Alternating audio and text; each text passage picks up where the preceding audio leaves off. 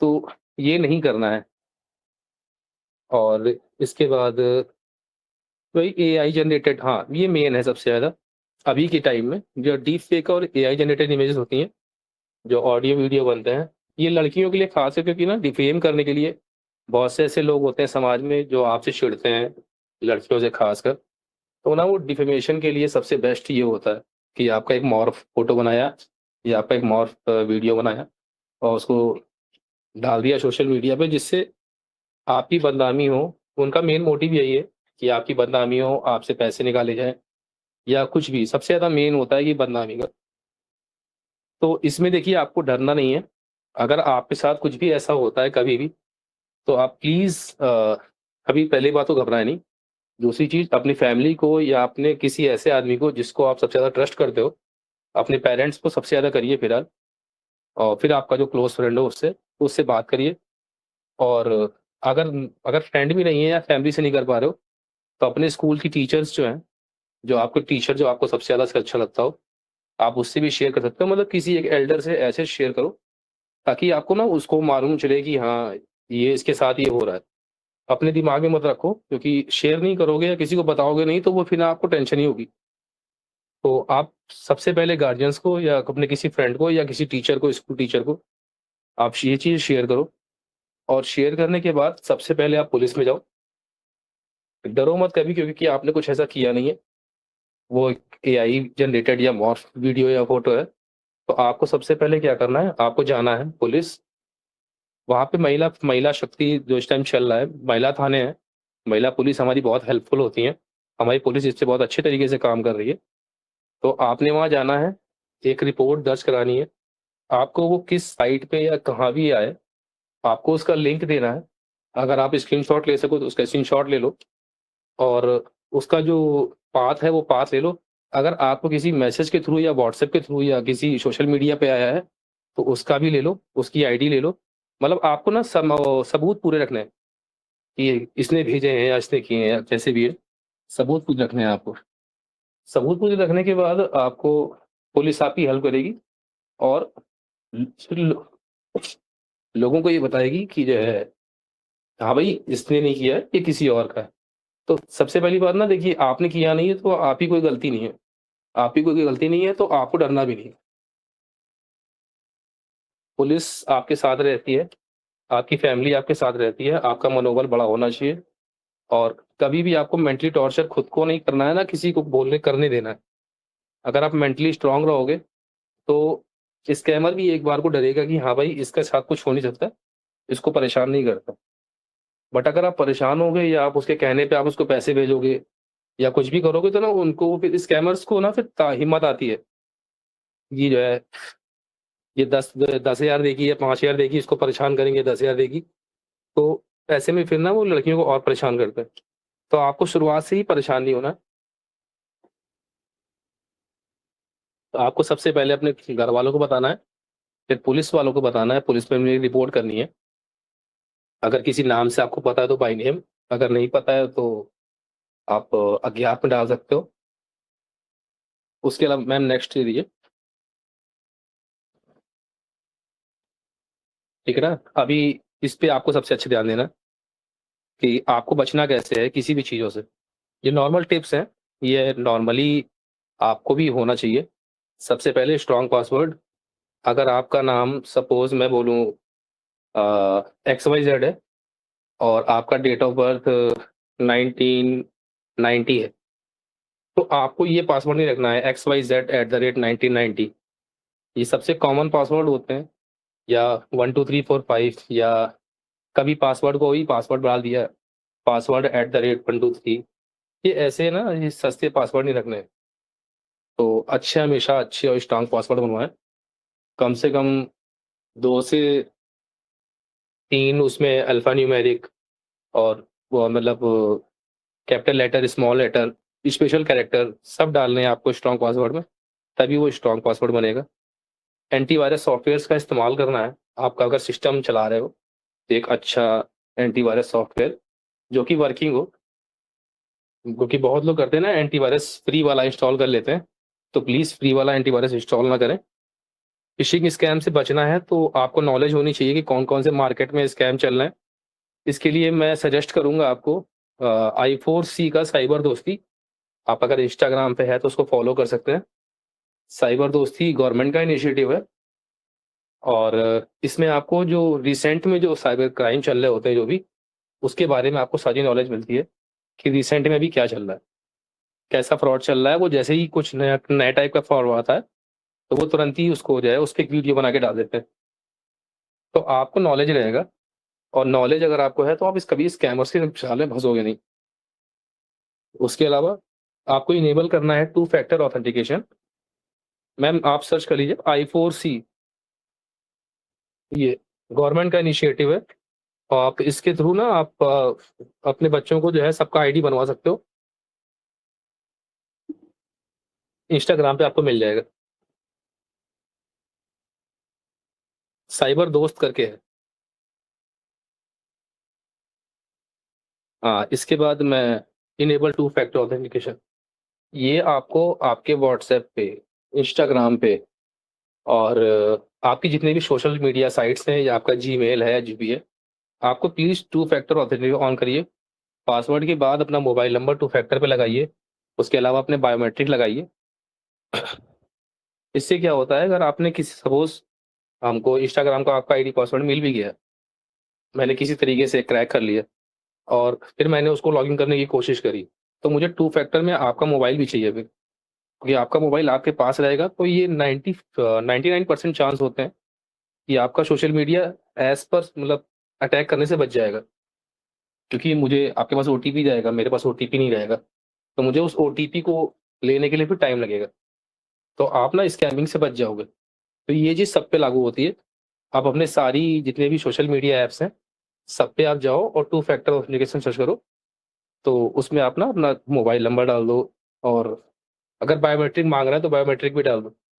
तो इससे आप हमेशा बचे रहोगे स्कैम होने से। उसके बाद जितने भी आपका मोबाइल हो गया या आपके एप्लीकेशंस हो गए, उनको प्लीज़ रेगुलर अपडेट करते रहो, क्योंकि हर कंपनी अपने बैकएंड में अपनी सेफ्टी के लिए कुछ ना कुछ अपडेट्स निकालती है, नए-नए सिक्योरिटी पैच निकालती है और आप लोग क्या होते हो कि मोबाइल की मेमोरी भर जाएगी, इस वजह से अपडेट नहीं करते हो। अपडेट नहीं करते हो तो पुराने सॉफ्टवेयर को स्कैमर्स जो है जल्दी क्रैक करते हैं। तो अगर आप अपडेट रखोगे अपने पैचेस, सिक्योरिटी पैचेस, तो ज़्यादा रहेगा। ख़ासकर मैं आईफ़ोन्स जो यूज़ करते हैं, उनको मैं कहना चाहूँगा, क्योंकि वो लोग बहुत जल्दी वो करते हैं कि अगर मैंने अपडेट कर दिया तो इसकी बैटरी ड्रेन हो जाएगी। बट अगर आप अपडेट नहीं करोगे तो आपकी जो है फिर डाटा आपका ड्रेन हो जाएगा। तो आपके ऊपर है कि आपको डाटा ड्रेन करना है या अपना जो है आईफ़ोन की बैटरी। तो कोशिश ये करिए कि सारा चीज़ अपडेट रखिए और पब्लिक प्लेसेस पे आप ना हमेशा जाओ, तो आपको 3-4 चीज़ें नहीं करनी है। क्या नहीं करना है? आपको पब्लिक वाईफ़ाई,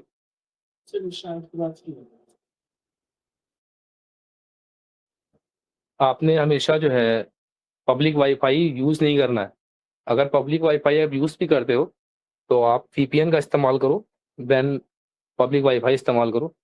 पब्लिक में आपको जो ये पब्लिक उस पे चार्जर लगे होते हैं, आपको ये नहीं इस्तेमाल करने होते हैं कि आप जैसे ही ये इस्तेमाल करते हो तो वो फ़िशिंग के जो स्कैमिंग का वो भी ज़रिया होता है। आपका आपका मोबाइल कॉम्प्रोमाइज़ हो जाता है, तो आपको पब्लिक जो है उस पे, खासकर बस स्टैंड्स पे वो नए चार्जिंग स्टेशन जो बिल्कुल नए लगे हों, उनको नहीं यूज़ करना है। पब्लिक वाईफ़ाई नहीं इस्तेमाल करना है और पब्लिक जगहों पे वो क्यूआर्स जो किसी खंभे या दीवार पे लगे हुए हैं और उसके नीचे लिखा हुआ है कि scan me and get that kind of passes and ये, तो कोई भी आपको क्यूआर स्कैन नहीं करना है, क्योंकि आप जैसे ही क्यूआर स्कैन करोगे तो वही है सेम, या तो आप लिंक पे क्लिक करो या तो क्यूआर पे स्कैन करो। तो आपको किसी क्यूआर पे स्कैन नहीं करना है। ये कुछ चीज़ें हैं जिसको अगर आप इम्प्लीमेंट लेते हो, तो आप काफ़ी हद तक बच सकते हो। मैम नेक्स्ट पेज, ठीक है ना?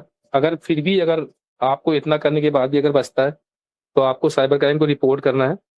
रिपोर्टिंग के लिए आप देख पा रहे होंगे cybercrime.gov.in है। आपको साथ कुछ भी होता है तो आप इस पे जाकर के अपना साइबर क्राइम रिपोर्ट करा सकते हो। उसके अलावा एक चक्षु ऐप है, इसमें सॉफ्टवेयर बेस्ड फ्रॉड और जितने भी कमर्शियल कम्युनिकेशन के जो फ्रॉड्स होते हैं, ये इस पे डाले जाते हैं। उसके अलावा साइबर स्वच्छता केंद्र है, उस पे आप जा कर के ऑनलाइन और अपनी साइबर के जितना भी चीज़ें हैं, उस पे कर सकते हो। इसके अलावा ncii.org एक साइट है, उस पे कभी आपका अगर एआई या डीपफेक या मॉर्फ वाला कोई भी वीडियो है जो आपका चल रहा है, आपको लगता है कि ये मुझे डिफेम कर रहा है, तो आप उस फ़ोटो या उस वीडियो को उस पे अपलोड कर के अपने नाम से और डाल देते हो, तो जितनी भी सोशल साइट्स हैं, जितनी भी सोशल साइट्स कहीं भी हो ऑल ओवर इंटरनेट, अगर वो वीडियो कहीं भी खुलता है तो वो बैन हो जाता है अपने आप, तो वो हटाना पड़ता है उनको। तो अगर आपका कोई फ़ोटो या वीडियो वायरल या ऐसा कुछ होता है, तो आप उससे वो चीज़ जो है डिफेम होने से बच सकते हो। बट ये आपको एज़ सून एज़ पॉसिबल करना पड़ेगा, क्योंकि जितनी जगह वो डाउनलोड हो जाएगा, फिर कुछ नहीं कर सकते। तो आपको कोशिश ये करना है कि जहाँ-जहाँ अपलोड हुआ है, अब आपको जैसे पता लगता है कि हाँ, ये इंस्टाग्राम पे या फ़ेसबुक पे या कहीं भी अपलोड या जो हो ये वायरल हो रहा है, तो आप उसको वायरल होने से बचा सकते हो। तो सेम आईडी आप ncii.org पे डाल सकते हो। जैसे आप डालोगे आपका जो है, वो बच जाएगा डिफेम होने से। Ma'am next. हाँ, तो बस आपको ये करना है, अवेयर रहना है। जैसे आप अवेयर रहोगे, आप सेफ रहोगे। डाटा आपको अपना प्रोटेक्ट करना है, क्योंकि ये आपका डाटा है, ये आपको ही बचाना है। और जितना आप कॉशियस रहोगे चीज़ों को लेकर के, देखिए हर चीज़ पे आपको करना है, क्योंकि अगर आप क्वेश्चन नहीं करोगे, सपोज़ मैं ही आपसे कहता हूँ कि मैं भी आपको एक लिंक भेज रहा हूँ, अब आप उस पे क्लिक करके आप ना आप में जानकारी ले सकते हो। स्कैमर्स का कुछ कोई चेहरा नहीं होता, कभी भी। तो किसी के बहकावे में मत आएँ, क्लिक करने से पहले 4 बार सोचें और तब क्लिक करें। अगर मैं भी कोई भेजता हूँ, तो उसको भी क्लिक करने से पहले आपको 2 लोगों से मतलब पूछना चाहिए कि हाँ, इस पे करूँ कि ना करूँ। ऐसे नहीं कि मतलब मैं कोई भी अगर कोई हो, तो कोई भी आपको कुछ भेज रहा हो, क्योंकि ना अपराधी का चेहरा होता है, ना स्कैमर्स का तो बिल्कुल नहीं है। तो प्लीज़ हर बार सोचें, एक बार क्लिक करने से पहले एक बार प्लीज़ सोचें।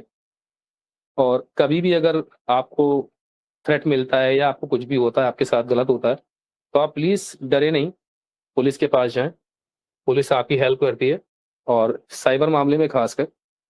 तो आई थिंक इतना ही है, अगर किसी को क्वेश्चन पूछना है तो please. Yes, ma'am. It will be shared with students. Thank you very much, sir, for your such an informative, engaging, and enlightening session. Your valuable insights have helped us better understand the importance of staying confident and responsible in the digital world. We now move to the segment of today's program. I invite Anushka to introduce the participants and guide us through the poster presentation session.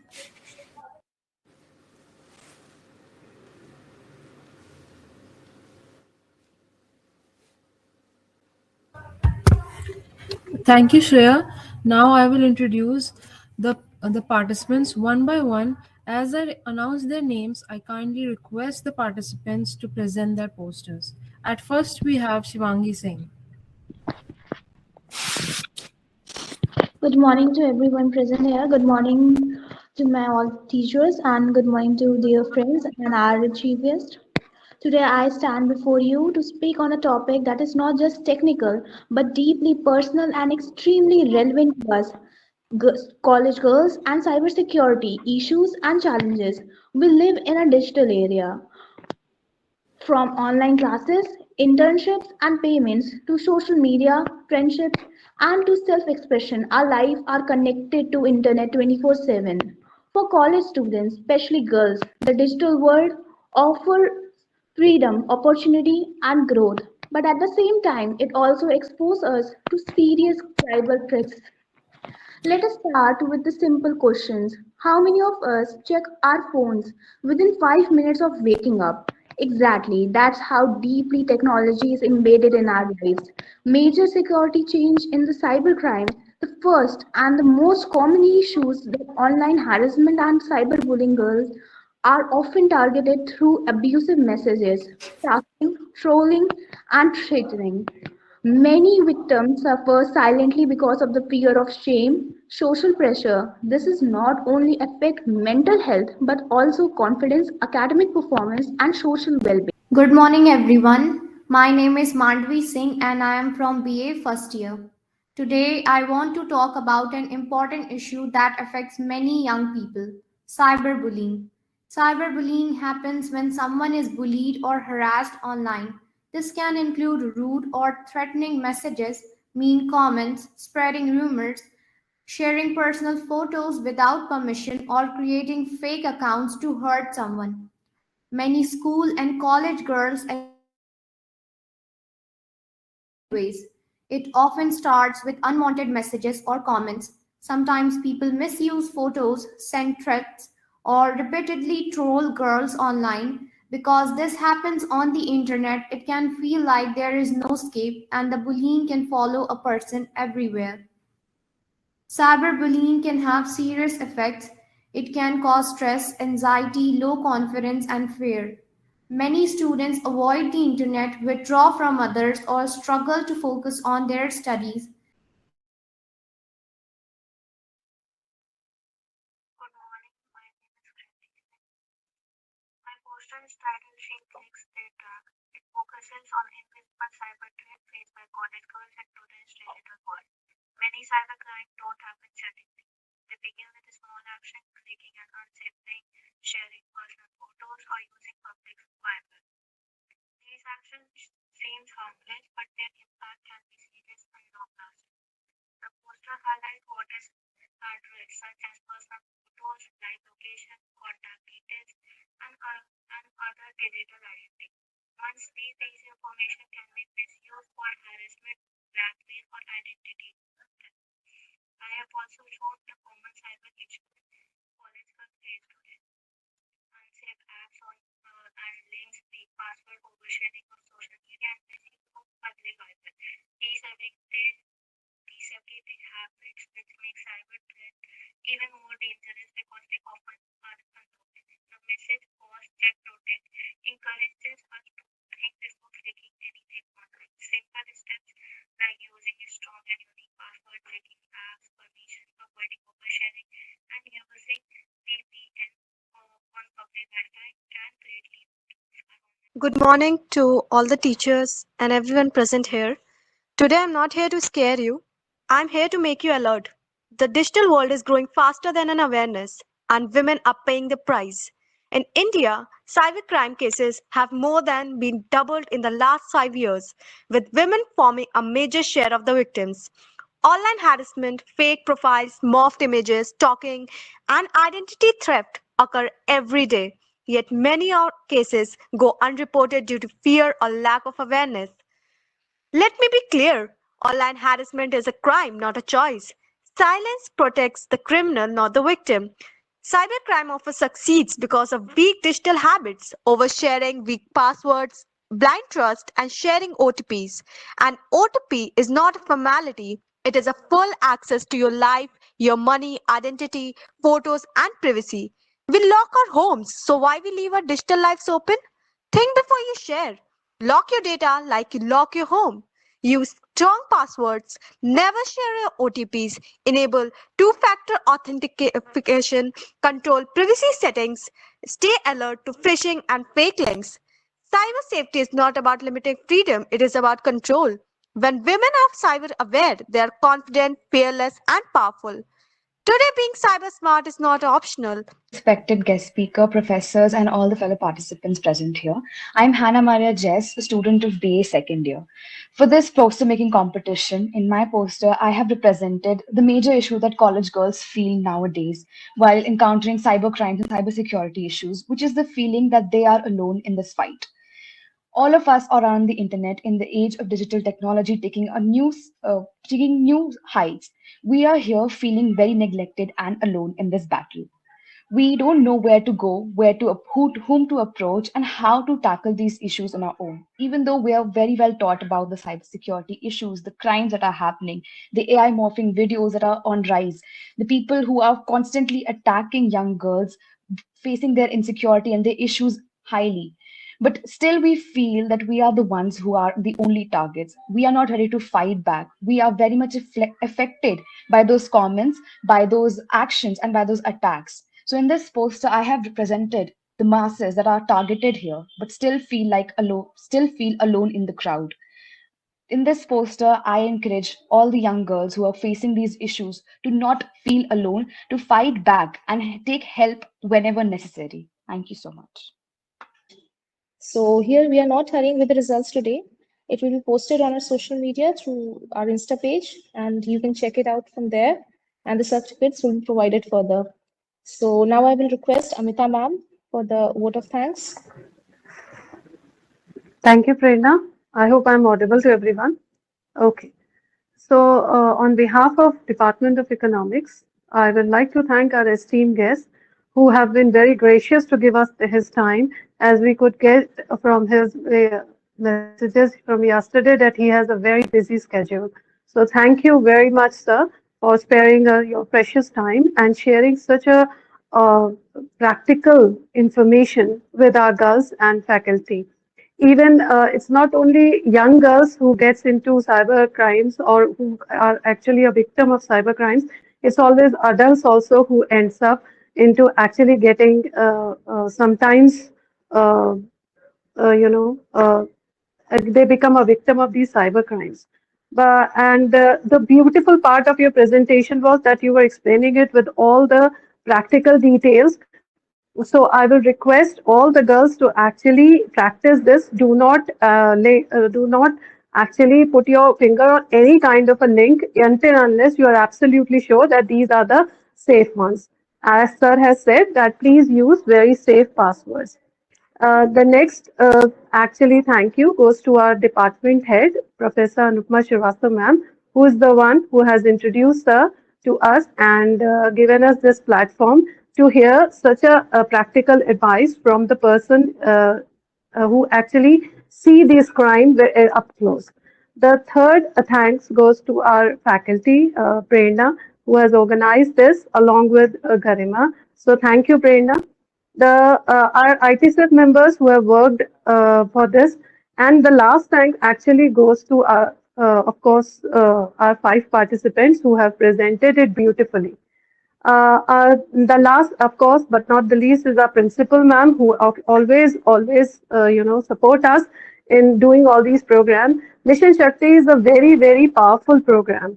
If we take it literally, and even if we take it metamorphically, the part Mission Shakti itself talks about dignity, self-respect of women. So all these cyberbullying, cyber crimes are actually associated with taking away the dignity, the self-respect, and the right of women. So I will request that everybody please join these programs because the attendance seems to be low.